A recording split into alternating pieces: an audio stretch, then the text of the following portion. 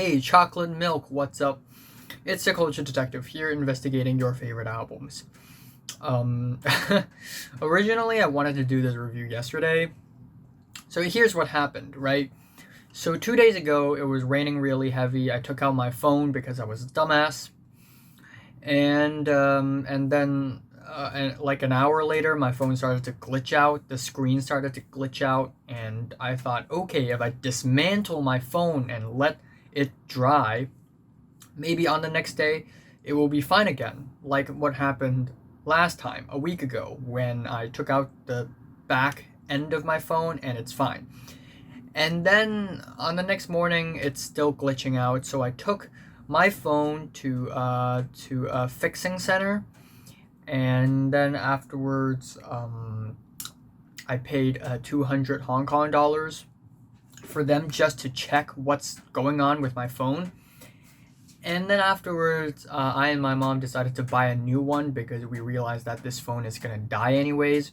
So we bought a new phone, and turns out my old phone is fine. When I got back my own phone, it's fine and it's still working. I don't know what's going on, but hey, whatever. If it works, it works. So, anyways, I'm going to do an album review on the latest Glass Animals album, Dreamland. Right. Glass Animals, UK indie-tronics art pop outfit. They're back with Dreamland, which is this really wavy, dreamy synth pop album.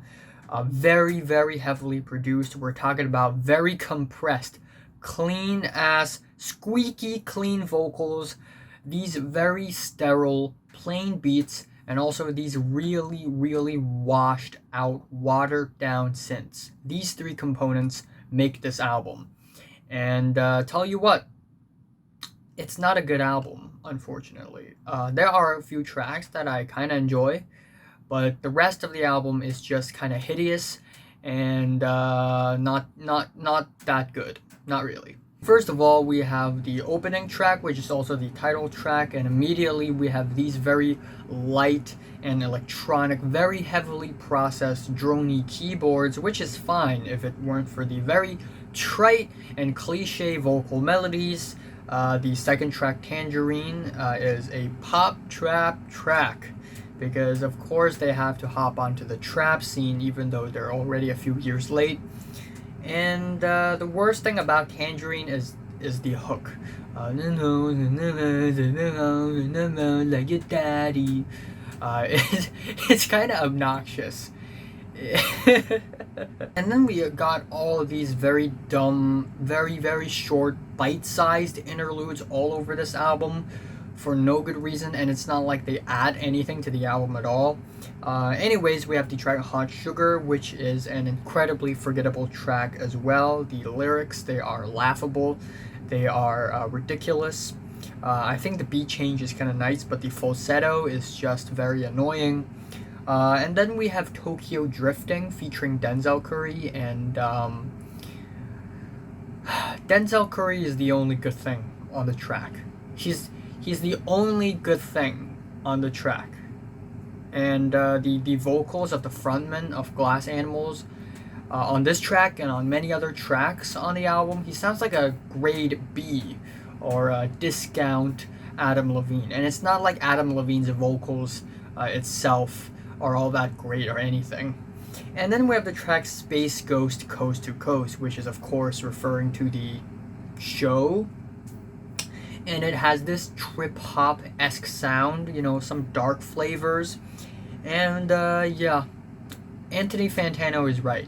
It does sound very much like a Clarence Clarity ripoff. It very much does. I mean, with the very heavily processed vocals and the sour, bitter-esque, but yet catchy instrumentals. Except this track doesn't have 10% of the eccentricity that Clarence Clarity gives in his music. The track Melon and Coconut is easily the worst track on the entire album. It's the slowest, it's the most boring, it's the most sluggish, the whole track, even though it's only like 2.5 minutes long, it feels like 6 minutes long because the entire track, nothing happens. The auto tune is absolutely obnoxious, and it's just really, really torturous. Then we have the track Waterfalls coming out of your mouth. And if you look past the lyrics, the instrumentals itself is not really that bad. It's very cliche, very trite, very basic, but that's pretty much just it. But then we have the lyrics. And they're hilarious. They're hilarious. You taste like surfing videos, fake youth, Scooby-Doo, Fruit Loops, superfood, chat shit, but where's the real you? Hot glue, vape juice, hit undo, how the hell are you so cool? Anyways, we have the track. We have the track Domestic Bliss, and it's actually, get it? It's a song about domestic abuse. And I don't mind a song about domestic abuse, but the lyrics, why'd you put up with this shit? You got tears inside your lips. The track Heat Waves is another really cliche, basic pop trap song. I think the hooks is not that bad, but overall the track is still absolutely forgettable. And the album ends off with Helium, which is also not that bad of a track. It has these cinematic guitar solos, which is really nice. But then the washy intro, the very sterile, squeaky clean falsetto vocals, the wall of synths that's just absolutely terribly produced. They just make this track not good. There are only 2 songs that I enjoy on this album. The first one being It's Also Incredibly Loud, which has a really, really slow build up to a okay climax. And the build up kind of reminds me of Radiohead with the moaning of the vocals. And yes, it's stupid to compare this track to Radiohead's great music, but still, at least there's that. And then the best track on the album is Your Love, Déjà Vu, which is easily the catchiest track on the entire album by miles. And also the beat is so much more concentrated and just so much more clear and exciting than on many other tracks on this album, so there's that. But still, overall, I really don't think this album is all that great of an album. It's, yeah, it's just really not that great. My favorite track here is Your Love, Déjà Vu, and my least favorite is Melon and Coconut. I am giving Glass Animals Dreamland a strong 3 out of 10, almost to a light 4, but I'll put it at a strong 3 because it's just I